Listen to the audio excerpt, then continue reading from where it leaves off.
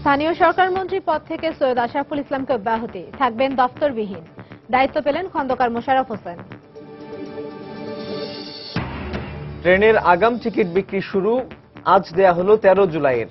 সামর্থ্য অনুযায়ী সর্বোচ্চ সেবা দেবে রেলওয়ে, পরিদর্শন করে বললেন মন্ত্রী। ঈদে যাত্রী পরিবহনে 2500 বাস চালাবে বিআরটিসি, আগাম টিকিট বিক্রি শুরু কাল।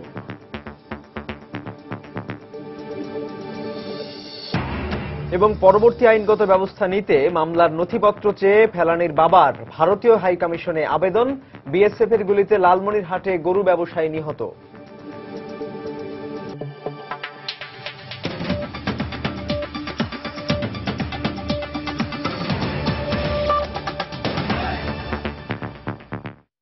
বাংলা সময়ের সঙ্গে আছি আমি ইশরাত জাহান এবং সাজিদ।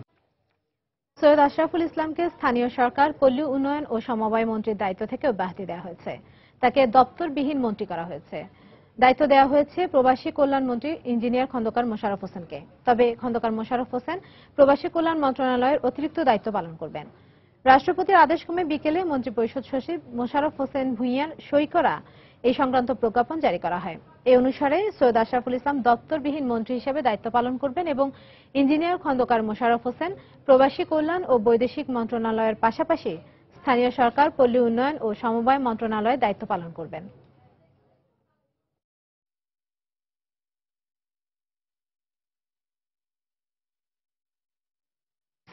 আজ থেকে শুরু হলো ঈদকে সামনে রেখে ট্রেনের আগাম টিকিট বিক্রি।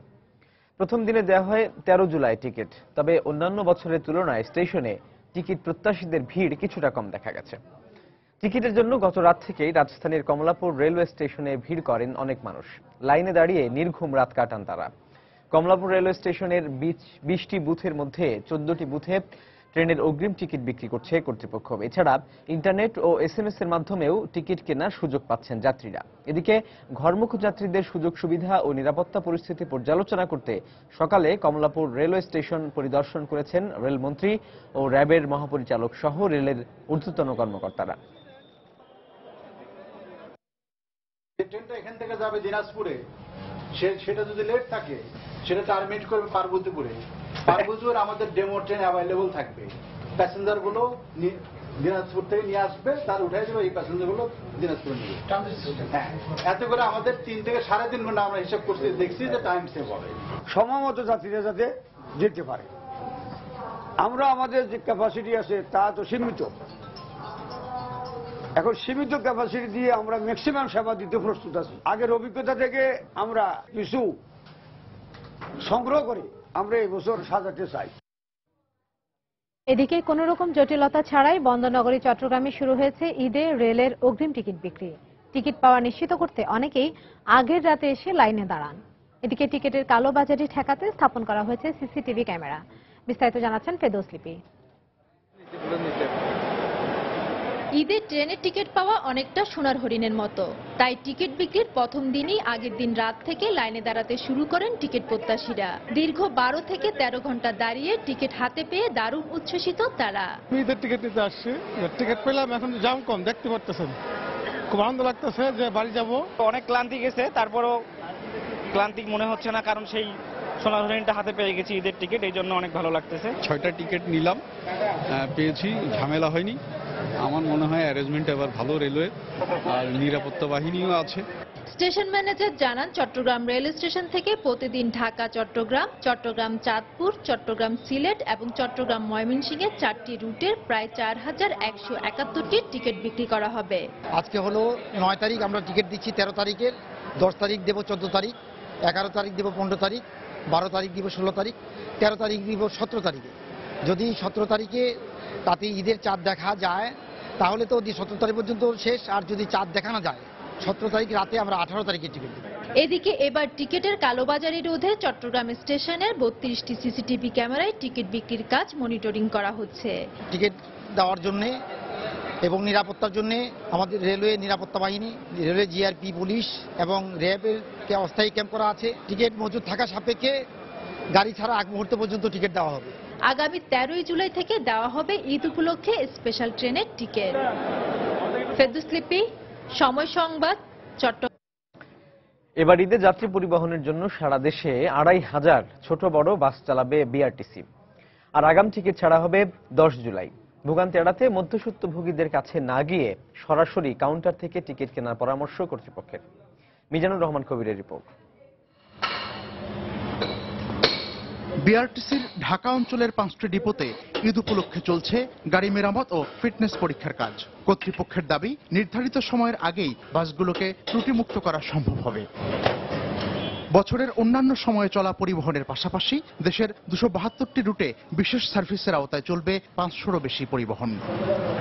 ব্রেক, সাসপেনশন এবং ইঞ্জিন, ইলেকট্রিক সব সিস্টেমের জন্য আমরা ভালো করে কাজটা করে এবং নিরাপদে লোকগুলো যেতে পারে সেজন্য আমরা এই কাজগুলো কমপ্লিট করে আমরা গাড়িগুলো ঈদের ভিতরে আমরা দিতে চেষ্টা করতেছি।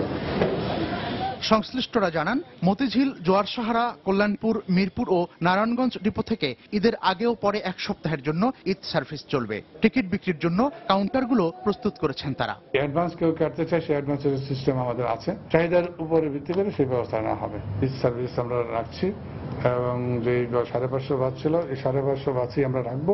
যদি আরো সংস্থান করতে পারি সেসব গাড়িও আমরা ওখানে দেওয়ার চেষ্টা করব। পরিবহন ও টিকিটের পর্যাপ্ত ব্যবস্থা রয়েছে দাবি করে প্রতিষ্ঠানটি জানায়, অন্যান্য বছরের মতো এবছরও চুক্তির ভিত্তিতে গাড়ি নেওয়া যাবে। তবে এই সুযোগে মধ্যস্বত্বভোগীরা টিকিটের বাড়তি দাম নেয় বলে অভিযোগ পাওয়া যায়। তাই ব্যক্তিগত উদ্যোগে টিকিট সংগ্রহের পরামর্শ তাদের। সরকারি যে ভাড়া তার উপরে আমরা নেই না, আর যদি কোনোভাবে কেউ রিজার্ভ গাড়ি নিয়ে নেয় তখন আমাদের নিয়ন্ত্রণ থাকে না, সেক্ষেত্রে একটু ভাড়া বেশি হয়ে যায়। তবে টিকিট কেটে যদি সাধারণ যাত্রী যায় তাহলে কম ভাড়ায় যেতে পারবে এবং সাশ্রয়ী মূল্যে যেতে পারবে।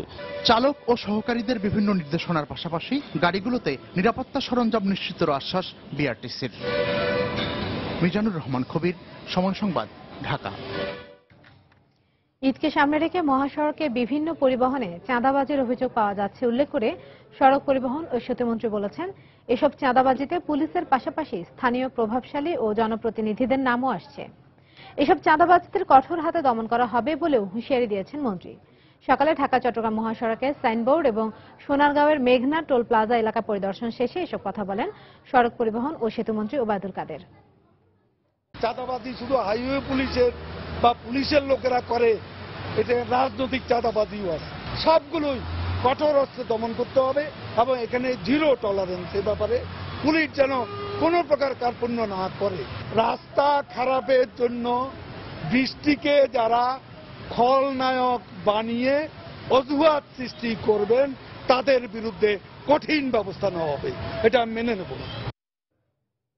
বাংলা সময় আরো থাকছে।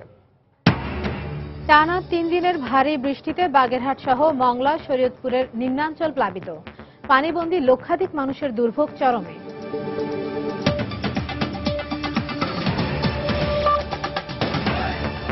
মেগা এবারে বাজারে নিয়ে এসছে মেগা ফ্লোরোস্কেল ডাবল মনিটরিং এর মাধ্যমে আপনার ওজন মনিটরিং সম্ভব। ফেরানি হত্যা মামলার পরবর্তী আইনগত ব্যবস্থা নেয়ার জন্য মামলার নথিপত্র চেয়ে বাংলাদেশে নিযুক্ত ভারতীয় হাইকমিশনারের কাছে আবেদন করেছেন তার বাবা নুরুল ইসলাম। গতকাল ডাকযোগে এই আবেদনপত্র পাঠান তিনি।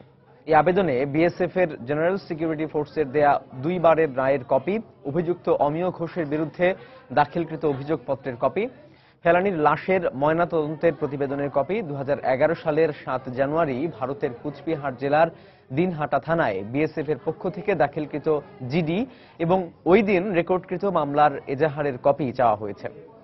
এর আগে আইনি সহায়তা চেয়ে আইন ও সালিশ কেন্দ্রের নির্বাহী পরিচালক বরাবর আরও একটি আবেদন পাঠিয়েছেন ফেলানির বাবা। 2011 সালের 7 জানুয়ারি কুড়িগ্রামের ফুলবাড়ি উপজেলার অনন্তপুর সীমান্ত দিয়ে দেশে ফেরার সময় ফেলানিকে গুলি করে হত্যা করে বিএসএফ।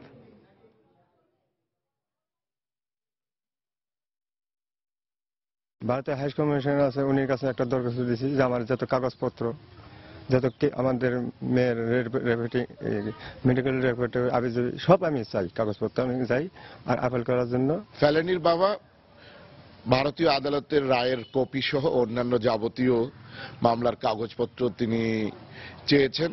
এক্ষেত্রে তিনি ভারতীয় দূতাবাসের নিকট একটি আবেদন ইতিমধ্যে পাঠিয়েছেন। এই ক্ষেত্রে যদি বাংলাদেশের পক্ষ থেকে আমাদের কাছে কোনো সহযোগিতা চাওয়া হয়, আমরা আমাদের যতটুকু সহযোগিতার জায়গা আছে আমরা এটি করব।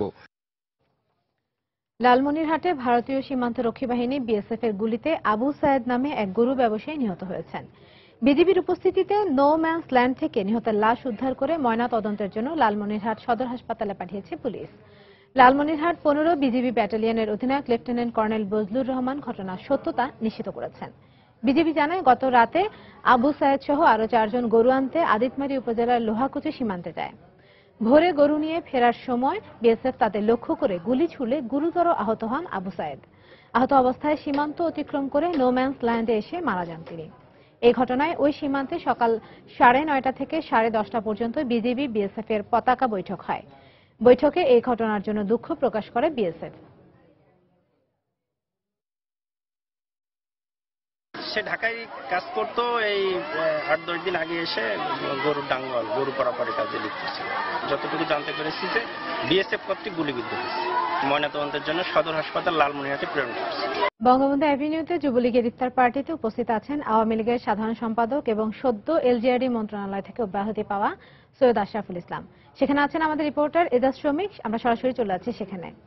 9 তারিখে অনুষ্ঠিত হওয়ার কথা ছিল, সেটি কিন্তু অনুষ্ঠিত হচ্ছে। তবে ইফতারির পূর্বে আপনারা দেখতে পাচ্ছেন যে বাংলাদেশ আওয়ামী যুবলীগের যে কেন্দ্রীয় নেতৃবৃন্দ রয়েছে তারা বক্তব্য রাখছেন। এই মুহূর্তে কিন্তু বাংলাদেশ আওয়ামী যুবলীগের যে সেক্রেটারি হারুনুর রশিদ তিনি বক্তব্য দিচ্ছেন এবং এরপরে যুবলীগের সভাপতি ওমর ফারুক চৌধুরী তিনি বক্তব্য দিবেন। এবং এই যুবলীগের যে আজকের যে ইফতার পার্টি, সেই ইফতার পার্টিতে প্রধান অতিথি করা হয়েছে বাংলাদেশ আওয়ামী লীগের যে সাধারণ সম্পাদক সৈয়দ আশরাফুল ইসলাম। তিনি কিন্তু এই ইফতার পার্টিতে এসে উপস্থিত হয়েছেন বিকেল 5:30টার দিকে এবং স্টেজে দেখতে পাচ্ছেন যে তিনি মঞ্চে উপবিষ্ট রয়েছেন এবং এই বাংলাদেশ আওয়ামী যুবলীগের যে চেয়ারম্যান তার বক্তব্যের পরই কিছুক্ষণের মধ্যে তিনি বক্তব্য রাখবেন। যদিও দর্শক আপনারা জানেন যে কিছুদিন যে গুঞ্জন ছিল তার দপ্তর পরিবর্তনের, সেই দপ্তর কিন্তু পরিবর্তন হয়েছে এবং এই মুহূর্তে তিনি দপ্তরবিহীন মন্ত্রী হিসেবে কিন্তু এখানে উপস্থিত রয়েছেন। যদিও পুরো ব্যানারে লেখা রয়েছে স্থানীয় সরকার মন্ত্রণালয়ের মন্ত্রী হিসেবে ও প্রধান অতিথি হিসেবে তিনি এখানে উপস্থিত হয়েছেন। কিন্তু আমরা আপনারা জানেন যে কিছুক্ষণ আগে গণমাধ্যম কর্মীরা জানতে পেরেছে যে তাকে দপ্তরবিহীন মন্ত্রী করা হয়েছে এবং মূলত তিনি এই প্রোগ্রামে এখন বাংলাদেশ আওয়ামী লীগের সাধারণ সম্পাদক হিসেবে তিনি এখানে উপস্থিত হয়েছেন। যেটি আপনাদেরকে বললাম যে কিছুক্ষণের মধ্যে তিনি তার আওয়ামী যুবলীগের নেতাকর্মীদের উদ্দেশ্যে বক্তব্য রাখবেন। এই মুহূর্তে কিন্তু দলের যে প্রেসিডিয়াম মেম্বার এবং যে অন্যান্য সদস্যরা রয়েছে তারা কিন্তু বক্তব্য দিচ্ছেন। এবং আপনাদেরকে বলে রাখি যে আজকে প্রচুর বৃষ্টি থাকার পরও এই ইফতার পার্টিতে আওয়ামী যুবলীগের যে সাধারণ নেতাকর্মী এবং দলের যে কেন্দ্রীয় নেতারা তারাও কিন্তু এসে উপস্থিত রয়েছেন। তো এই ছিল আমার কাছে ইফতার পার্টির সর্বশেষ খবর। দর্শক, বঙ্গবন্ধু অ্যাভিনিউতে যুবলীগের ইফতার পার্টিতে উপস্থিত আছেন আওয়ামী লীগের সাধারণ সম্পাদক এবং সদ্য এলজিআরডি মন্ত্রণালয় থেকে অব্যাহতি পাওয়া সৈয়দ আশরাফুল ইসলাম। সেখান থেকে আমাদের সঙ্গে যোগ দিয়েছিলেন আমাদের রিপোর্টার এজাজ শ্রমিক। চলে যাচ্ছি পরের খবরে। গত 3 দিনের ভারী বৃষ্টিতে বাগেরহাটের নিম্নাঞ্চল প্লাবিত হয়ে পানিবন্দী হয়ে পড়ছে লক্ষাধিক মানুষ। শরীয়তপুরেও সৃষ্টি হয়েছে জলাবদ্ধতা, ডুবে গেছে ঘরবাড়ি সহ বিভিন্ন স্থাপনা। এছাড়া মংলার বাজারঘাট, আবাসিক এলাকা হাঁটু পানিতে তলিয়ে আছে। এই অবস্থায় পানিবন্দী মানুষের দুর্ভোগ চরমে পৌঁছেছে। বাগেরহাট, শরীয়তপুর ও মংলা প্রতিনিধির পাঠানো তথ্য ছবি নিয়ে দেখুন ডেস্ক রিপোর্ট। 3 দিনের ভারী বৃষ্টিতে তলিয়ে গেছে বাগেরহাট জেলার অধিকাংশ এলাকা। পৌরসভা, সদর উপজেলার নিম্নাঞ্চল, মোরেলগঞ্জ, চিতলমারি এলাকার ঘরবাড়ি, অফিস আদালতেও ঢুকে পড়েছে বৃষ্টির পানি। ভেসে গেছে মাছের ঘের, ডুবে আছে আমন বীজতলা। ঘরবাড়িতে পানি ঢুকে পড়ায় একদিকে যেমন থাকার কষ্ট, অন্যদিকে রান্না করতে না পারায় খাবার সংকটে পড়েছে পানিবন্দী পরিবারগুলো। আর রাস্তায় হাঁটু পানি থাকায় অন্যত্র সরে যেতেও পারছেন না এসব এলাকার মানুষ। আমাদের ঘরটা ডুবে গেছে, নদীর পানি আর আমাদের শহরের পানি সমান হয়ে গেছে। থাকার কোনো ব্যবস্থা নেই, ঘরে জল উঠে গেছে, কোনো খাওয়ার কোনো ব্যবস্থা নেই। এদিকে মংলায় অব্যাহত বৃষ্টিতে পানিবন্দী হয়ে পড়েছেন পৌরবাসী। শহরের মধ্যে প্রধান 3টি স্লুইস গেট নির্মাণের জন্য ড্রেনের মুখ বন্ধ থাকায় বের হতে পারছে না বৃষ্টির পানি। আর এ কারণে তৈরি হয়েছে স্থায়ী জলাবদ্ধতা। রান্না বান্না করতে পারছি না, ঘরের ভিতর চুলের ভিতর পানি হচ্ছে। ছেলে পেলে না খেয়ে খুব কষ্ট করা লাগতেছে, মাল জিনিস সব মাথার পরে উঠানো। শরীয়তপুরে টানা বৃষ্টিতে জনজীবনে নেমে এসেছে স্থবিরতা। বাড়িঘর, অফিসে পানি আর রাস্তাঘাট তলিয়ে থাকায় দুর্ভোগে পড়েছেন হাজার হাজার মানুষ। জেলার ঐতিহ্যবাহী পাইকারি ভোজেশ্বর বাজারে পানি জমায় ঈদের বেচা বিক্রিতে ভাটা পড়েছে। ওয়াহিদা স্বপ্না, সময় সংবাদ।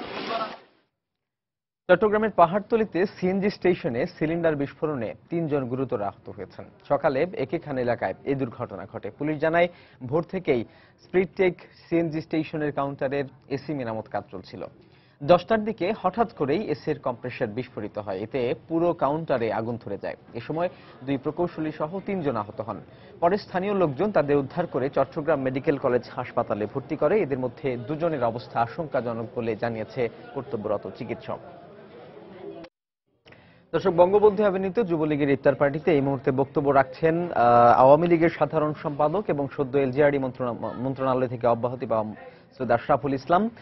তিনি এখন বক্তব্য রাখছেন। আমরা সরাসরি চলে যাচ্ছি তার বক্তব্যে। প্রার্থী করে আইয়ুব খানের বিরুদ্ধে পাকিস্তানের রাষ্ট্রপতি নির্বাচনে এই আওয়ামী লীগ অংশগ্রহণ করে। অনেকেই তখন বামপন্থীরা বলছিল যে এই ধরনের নির্বাচন বৃথা, জনগণের মতের প্রতিফলন হবে না, আওয়ামী লীগ ভুল করেছে নির্বাচনে অংশ নিয়ে। আমরা একই কথায় বঙ্গবন্ধু ময়মনসিংহের জেলার জনসভায় বললেন একই কথা, যে নির্বাচনে অংশগ্রহণ করার মূল বিষয় হল জনগণের দ্বারে দ্বারে যাওয়া এবং জনগণকে আওয়ামী লীগের পক্ষ থেকে দাওয়াত দেওয়া। এই নির্বাচনের সময় যে সুযোগটা আসে, যে পরিস্থিতির সৃষ্টি হয়, এটা অন্য কোনো সময়টা সৃষ্টি হয় না। তাই আওয়ামী লীগ আইয়ুব খানের সামরিক শাসনে, ইয়াহিয়া খানের সামরিক শাসনে, জিয়াউর রহমানের স্বৈর শাসনের আমলে, এরশাদের স্বৈর শাসনের আমলে আওয়ামী লীগ কিন্তু কোনোদিনই নির্বাচন করে না। আপনারা তো সাক্ষী। দর্শক, বঙ্গবন্ধু অ্যাভিনিউতে যুবলীগের ইফতার পার্টিতে বক্তব্য রাখছিলেন আওয়ামী লীগের সাধারণ সম্পাদক এবং সদ্য এলজিআরডি মন্ত্রণালয় থেকে অব্যাহতি পাওয়া সৈয়দ আশরাফুল ইসলাম। আমরা তখন সরাসরি ছিলাম সেখানে। দর্শক, এই ছিল বাংলা সময়। যে কোনো খবর পেতে ভিজিট করুন সময়নিউজ.tv। এছাড়া এইমাত্র পাওয়া খবর আপনার মোবাইলে পেতে এসএমএস করুন *SN লিখে পাঠিয়ে দিন 16242 নম্বরে। সঙ্গে থাকুন সময়।